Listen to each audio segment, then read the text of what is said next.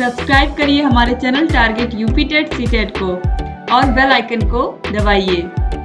Hello दोस्तों, मैं आनंद स्वागत करता हूं आप सभी का आपके अपने channel target UP TET CTET में और ऐप अस्तित्व अकेडमी में। दोस्तों, आपके DElEd 4th semester English subject का जो पवन सीरीज है, जिसमें आपके बहुत ही महत्वपूर्ण प्रश्न दिए रहते हैं, उसके ऑब्जेक्टिव क्वेश्चंस को मैंने स्टार्ट किया था और 2 पार्ट में मैंने 2 क्लास ले चुका हूं और इसमें जो है क्वेश्चन नंबर 58 तक मैं डिस्कस कर चुका हूं। आज की क्लास में हम लोग आगे के क्वेश्चन को डिस्कस करेंगे। ये आपका पार्ट 3 है और इसी तरीके से आपको सभी विषय पढ़ाए गए हैं। 4th सेमेस्टर के सभी विषयों का लिंक जो है नीचे डिस्क्रिप्शन में दिया गया है। अब इस क्लास को लाइक कर दीजिए, आप अपने दोस्तों में शेयर कर दीजिए सभी ग्रुपों में। इसके बाद हम आगे देखते हैं। देखिए, क्वेश्चन नंबर 59 है, past tense is divided into past indefinite tense, past continuous tense, past perfect tense. तो ये तीनों ही किसके हैं? पास्ट टेंस के पार्ट हैं। एक और होता है, चौथा पार्ट भी होता है, लेकिन जो ये 3 दिए गए हैं तीनों ही पार्ट हैं, तो ऑप्शन डी जो हो जाएगा ऑल ऑफ दीज, यह बिल्कुल सही हो जाएगा। इसके बाद देखिए क्वेश्चन नंबर 60 है, इसी तरीके से future tense is divided into simple future tense, future continuous tense, future perfect tense. All of these, ये तीनों ही फ्यूचर टेंस के जो है पार्ट हैं। फ्यूचर टेंस इनमें डिवाइडेड है। इसके बाद देखिए क्वेश्चन नंबर 61 है, how many kinds of preposition. तो 5 प्रकार के होते हैं। ऑप्शन डी जो हो जाएगा 5, ये बिल्कुल सही हो जाएगा। इसके बाद देखिए क्वेश्चन नंबर 62 है, some general prepositions are at, on, in. ये तीनों ही प्रीपोजिशंस हैं, तो ऑप्शन डी जो हो जाएगा ऑल ऑफ दीज, ये बिल्कुल सही हो जाएगा। इसके बाद देखिए क्वेश्चन नंबर 63 है, how many kinds of conjunctions. Conjunctions कितने प्रकार के होते हैं? तो कंजक्शन 3 प्रकार के होते हैं। क्लियरली आपका जो है ऑप्शन सी जो हो जाएगा। 3 मेन प्रकार जो होते हैं यही होते हैं, मेनली 3 ज्यादातर जगह यही आपको देखने को मिलेगा, तो 3 ही लेकर के चलिए। ऑप्शन सी बिल्कुल सही हो जाएगा। क्वेश्चन नंबर 64 है, kind of coordinating conjunctions are cumulative, alternative, adversative. Coordinating conjunctions जो होते हैं वो कम्युलेटिव भी होते हैं, अल्टरनेटिव भी और एडवर्सेटिव भी। तो ऑप्शन डी जो हो जाएगा ऑल ऑफ दीज, ये बिल्कुल सही हो जाएगा। इसके बाद देखिए क्वेश्चन नंबर 65 है, kinds of subordinating conjunctions are, kinds of subordinating conjunctions are time, purpose, condition, all of them. तो देखिए सबऑर्डिनेटिंग कंजक्शंस जो होते हैं, जैसे ये क्या करते हैं, ये दो सबऑर्डिनेट क्लॉज को जोड़ने का काम करते हैं। एक इंडिपेंडेंट होता है, एक डिपेंडेंट होता है। तो टाइम के हिसाब से टाइम वाले सब जो आपके सबऑर्डिनेटिंग कंजक्शंस होते हैं वो क्या होते हैं? जैसे आफ्टर, ये क्या हो गया? ये आपका टाइम बताता है। और पर्पज, जैसे आफ्टर, बिफोर, ये आपका क्या हो गया? टाइम हो गया। पर्पज जैसे इफ, ये क्या हो गया? ये भी आपका सबऑर्डिनेटिंग कंजक्शन हो गया। पर्पज में ही इफ और अनलेस आ गया। और कंडीशन में जैसे बिकॉज, बिकॉज के बाद क्या आ जाता है? कंडीशन आ जाता है। तो यहाँ पे टाइम देख रहे हैं आप, आफ्टर बिफोर अगर लगा है तो ये टाइम वाला सबऑर्डिनेटिंग कंजक्शन हो जाएगा। ये इसके बाद क्या होगा? ये टाइम बताएगा। After, before, purpose, if, unless और कंडीशन, बिकॉज। तो ये सारे एग्जांपल्स मैंने आपको बता दिए सबऑर्डिनेटिंग कंजक्शन के। तो ये देख रहे हैं कि आप ये सभी जो है सबऑर्डिनेटिंग कंजक्शन है, तो ऑप्शन डी जो हो जाएगा ऑल ऑफ दीज, ये बिल्कुल सही हो जाएगा। इसके बाद देखिए क्वेश्चन नंबर 66 है, some common subordinating conjunctions are as long as. ये आपका सबऑर्डिनेटिंग कंजक्शन है, ऑल्दो भी और एज इफ भी। तो ऑप्शन डी जो हो जाएगा ऑल ऑफ दीज, ये बिल्कुल सही हो जाएगा। इसके बाद देखेंगे question number 67, fill in the suitable preposition following, fill in the suitable preposition in the following sentence. Mr. Narendra Modi, comma, one dash the greatest prime minister. तो जो नरेंद्र मोदी हैं, one the greatest prime minister. अब यहां पे जो कहना चाह रहा है, क्या कहना चाह रहा है कि जो श्रीमान नरेंद्र मोदी हैं वो महानतम प्रधानमंत्री में से एक हैं। तो यहां पे क्या लगेगा, यहां पे वन ऑफ द ग्रेटेस्ट लगेगा, वन ऑफ द ग्रेटेस्ट, महानतम में से एक। तो मे का यहां पे भाव आ रहा है, लेकिन इन नहीं लगेगा, एज नहीं लगेगा, ऑन नहीं लगेगा। ऑप्शन सी जो हो जाएगा, one of the greatest prime minister. इसके बाद देखिए क्वेश्चन नंबर 68 है, convert the following sentence is compound in compound sentence होगा, इज नहीं। यहां पे convert the following sentence in compound sentence. तो यहां पे सेंटेंस दिया है, when the sun set we return home, जब सूरज डूब गया हम घर आ गए। तो ये क्या है, ये आपका यहां पे आपको इसको आपको बनाना है कंपाउंड सेंटेंस में। तो कंपाउंड सेंटेंस में आपको पता है कि दो सेंटेंस को जोड़ दिया जाता है, जैसे एंड के साथ जोड़ देंगे हम। तो यहां पे when the sun set and we return home, ये हो जाएगा ऑप्शन ए जो हो जाएगा, यही आपका बिल्कुल सही हो जाएगा। और बाकी ऑप्शंस अगर आप देखेंगे तो व्हेन सन सेट्स, जब सूरज डूबता है, तो ये जो हो जाएगा, ये तो आपका सिंपल प्रेजेंट हो जा रहा है, ठीक है। जबकि यहाँ पे क्या है, जब सूरज डूबा, तो ये सिंपल पास्ट में था आपका, और ये सिंपल प्रेजेंट में बना दे रहा है। और यहाँ पे देखिए रिटर्निंग, ये कंटिन्यूअस कर दे रहा है, और यहाँ पे विल देखिए फ्यूचर कर दे रहा है। तो ये सिंपल जो हो जाएगा हमारा, the sunset and we return home, यही आपका सही हो जाएगा। इसके बाद हम लोग देखते हैं क्वेश्चन नंबर 69 है, fill the preposition of following sentence, fill the preposition of following sentence. तो यहाँ पे आई शैल कम, यहाँ पे एंड आवर नहीं रहेगा, ये एन आवर रहेगा। इसको आप सही कर लीजिएगा, यहाँ पे आपके सीरीज में प्रिंटिंग मिस्टेक है, यहाँ पे आपका एन आवर होगा, एंड आवर नहीं, ये प्रिंटिंग मिस्टेक है आपके सीरीज में, ठीक है। आवर का प्रोनाउंसिएशन ऐसा होता है कि यहाँ पे एन का प्रयोग होता है, ठीक।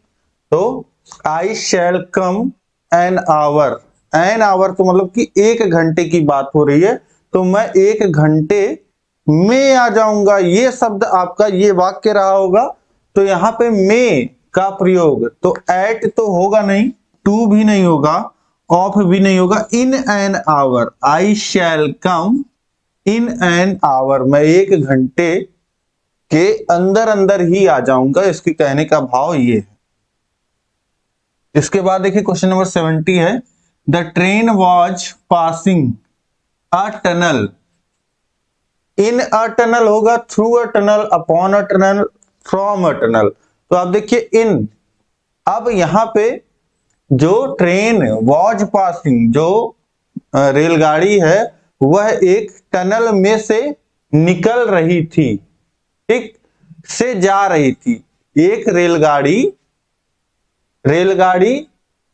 टनल में से रेलगाड़ी सुरंग में से जा रही थी। तो यहां पे सुरंग में से, तो में इन तो आता है, लेकिन ये इन यहां पे नहीं होगा। अब ट्रेन क्या है, उसमें रुकी नहीं है, टनल में रुकी नहीं है, वो उससे होकर जा रही थी, ये भाव आ रहा है।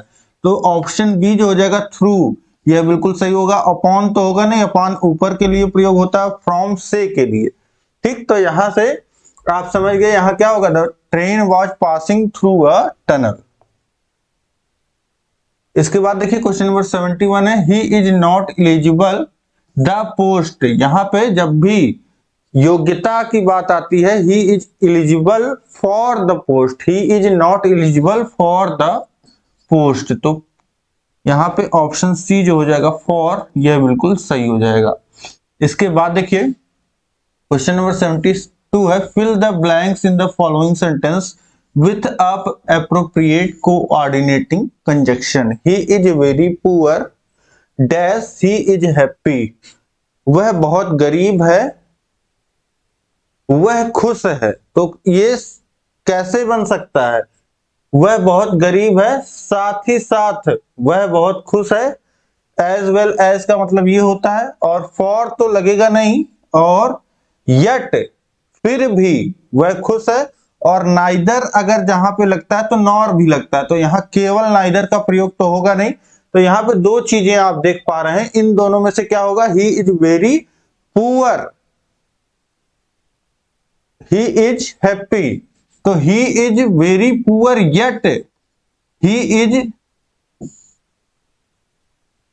हैप्पी। येट यहां पे जो है ये ज्यादा सुटेबल साउंड कर रहा है कि वह गरीब है फिर भी वह खुश है। ठीक, तो ये हो जाएगा येट, ऑप्शन सी जो हो जाएगा ये बिल्कुल सही हो जाएगा। इसके बाद देखिए क्वेश्चन नंबर 73 है, fill in the blanks in the following sentence with appropriate subordinating conjunction. The book is more interesting that. अब देखिए बुक जो है मोर इंटरेस्टिंग और डैश दैट, तो यहां पे दैट लगा है, मतलब किसी दूसरे बुक की बात हो रही है। तो यहां पे क्या हो रहा है कि बता रहा है कि बुक जो है मोर इंटरेस्टिंग है, किसी दूसरे किताब से मोर इंटरेस्टिंग है।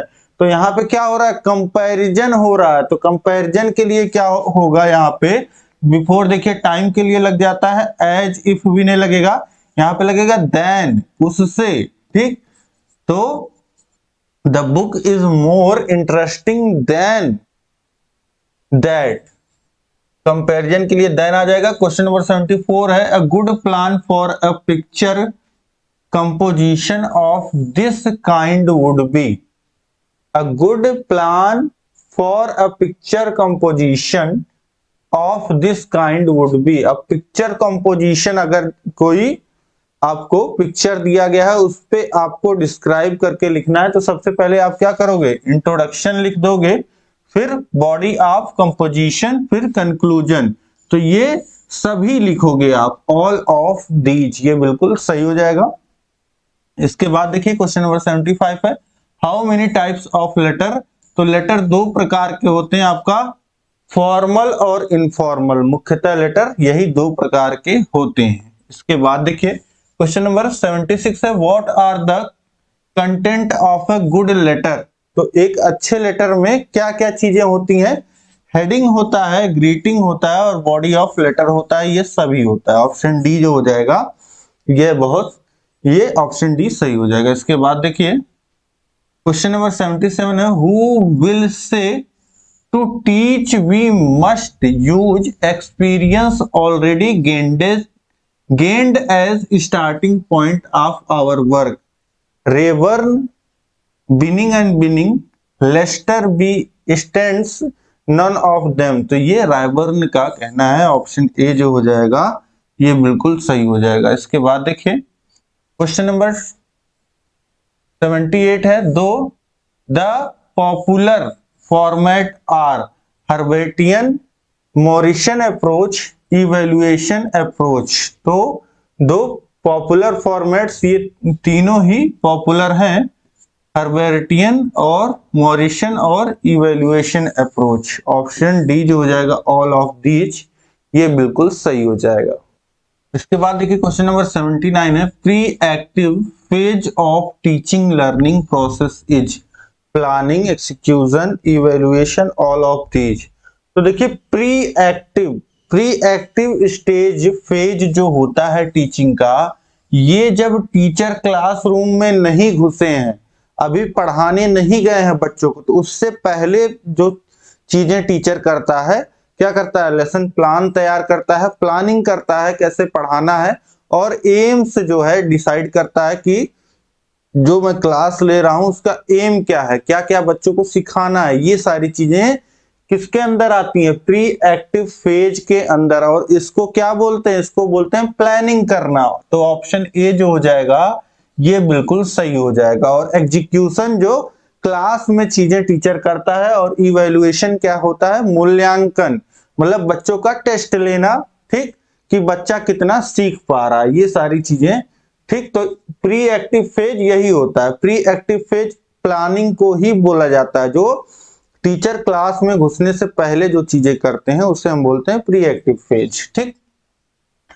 अब इस तरीके से देखिए, हाँ 79 तक ही आपका जो है क्वेश्चंस थे, और ये क्वेश्चंस कंप्लीट होते हैं। तो उम्मीद है कि यहाँ पे ये सभी प्रश्न जो हैं आपको अच्छे से समझ में आ गए होंगे। और इस क्लास का फ्री पीडीएफ जो है आपको, ये आपको मिल जाएगा हमारे टेलीग्राम चैनल पे। यहाँ पे आप देख पा रहे हैं target UP TET CTET telegram channel. और यह क्लास आपको कैसी लगी कमेंट करके बताइए, इसको लाइक कर दीजिए, अपने सभी दोस्तों में शेयर कर दीजिए, कमेंट सभी लोग करिएगा। और देखिए, ये हमारा कांटेक्ट नंबर है, इस पे कॉल व्हाट्सएप कर सकते हैं, इंस्टाग्राम अकाउंट फॉलो कर सकते हैं आप, और ये हमारा ऐप है, इसको आप डाउनलोड कर लीजिए। यहाँ पे आपको 4 सेमेस्टर का कोर्स मिल जाएगा। और ये है चैनल, अगर आप नए हैं तो सब्सक्राइब कर लीजिए, ठीक है। तो अब जो है आपके बहुविकल्पीय प्रश्न खत्म हो गए हैं, अब हम वेरी शॉर्ट आंसर जो टाइप क्वेश्चंस हैं आपके, वो करेंगे नेक्स्ट क्लास से।